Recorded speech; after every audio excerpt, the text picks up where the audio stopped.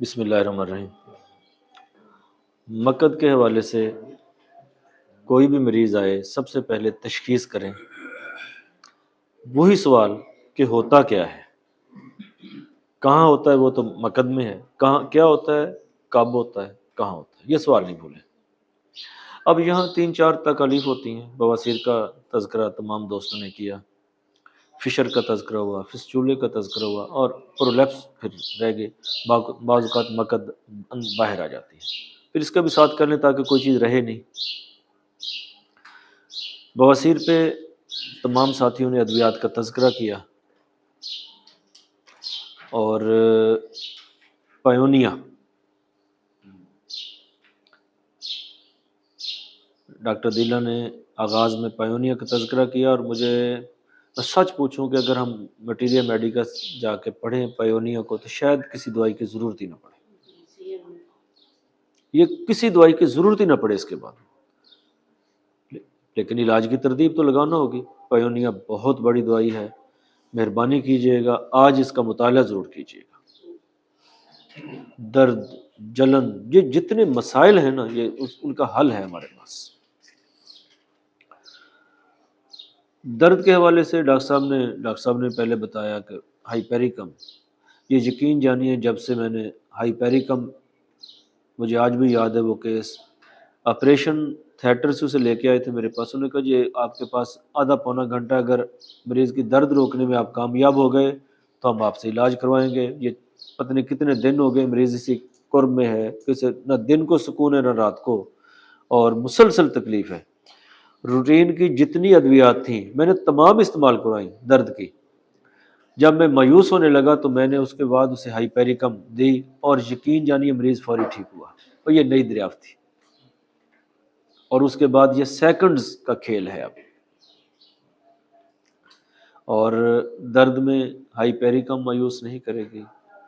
خون آنے میں علی صاحب بھی لیکسز ہی استعمال کرواتے ہیں، اور لیکسز کا استعمال آپ کو مایوس نہیں کرتا، لیکن سچی بات ہے کہ وہ انڈیا کے ڈاکٹر ہیں، ان کی کتاب ڈاکٹر جاوید صاحب نے مجھے بھی گفٹ کی، کاشف صاحب کو بھی، وہاں سینگونیریا لکھا تھا۔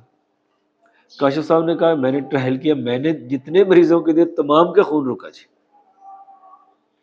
اچھا یہ دیکھنا یہ ہے کہ اکثر ہوتا یہ ہے کہ مریض کو خون آ رہا ہے اور وہ کہتا ہے جی مجھے بواسیر ہے۔ سب سے پہلے پوچھنا یہ آپ کو ہوتا کہ اگر تو موقع ہے تو اسے بواسیر ہے، اگر موقع ہی نہیں ہے تو بواسیر تو بیچارے کو نہیں ہے۔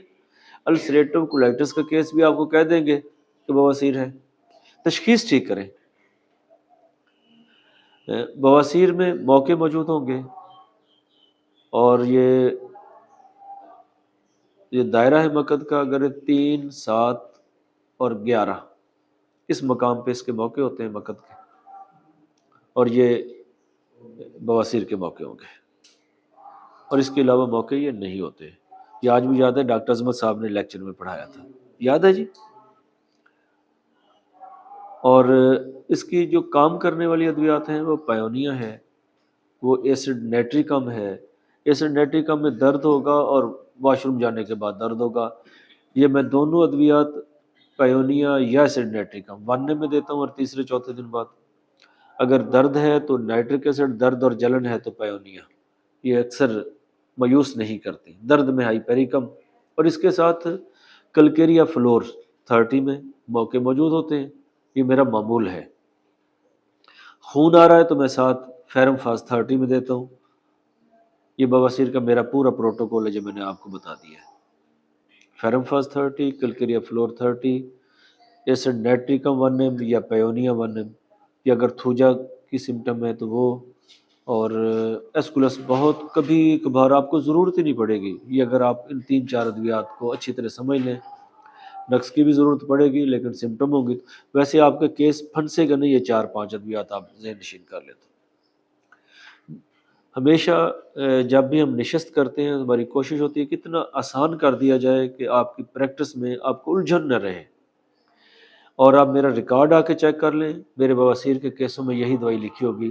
فیاض صاحب آپ لکھتے ہیں یہی ہوتا ہے نا، جو میرے رجسٹر پہ آپ لکھتے ہیں یہی دوائیاں ہوتی ہیں، اور کتنے مریض آ کے یہ کہتے ہیں کہ فرق نہیں پڑا؟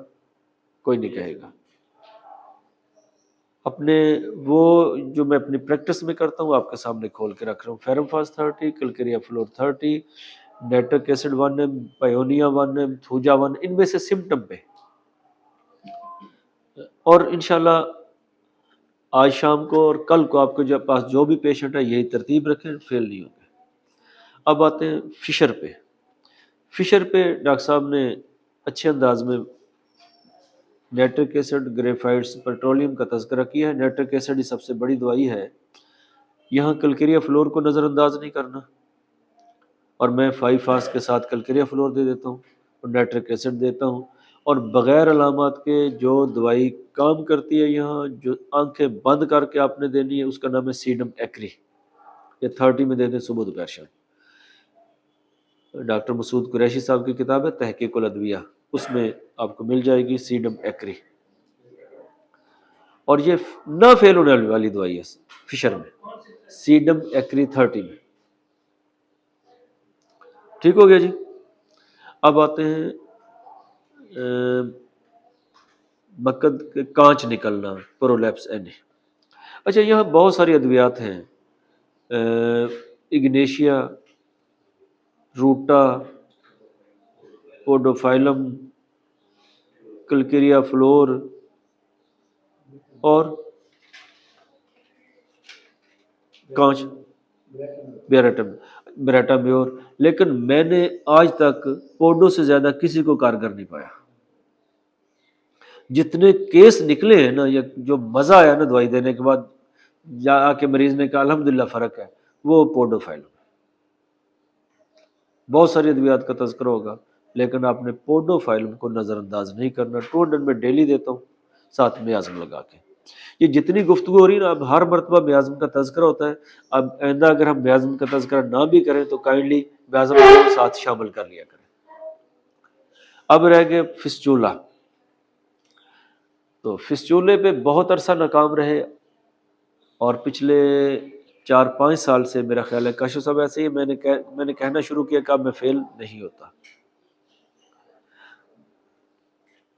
فیاض صاحب میرے پاس سب سے زیادہ آتے ہیں. فیاض صاحب ہمارا فسچولے کا کیس کبھی شاید کوئی ایسے مریض جنہوں نے 4 آپریشن کروائے اور پھر گڑبڑ ہوئی اور پھر وہ ٹھیک ہوئے جی.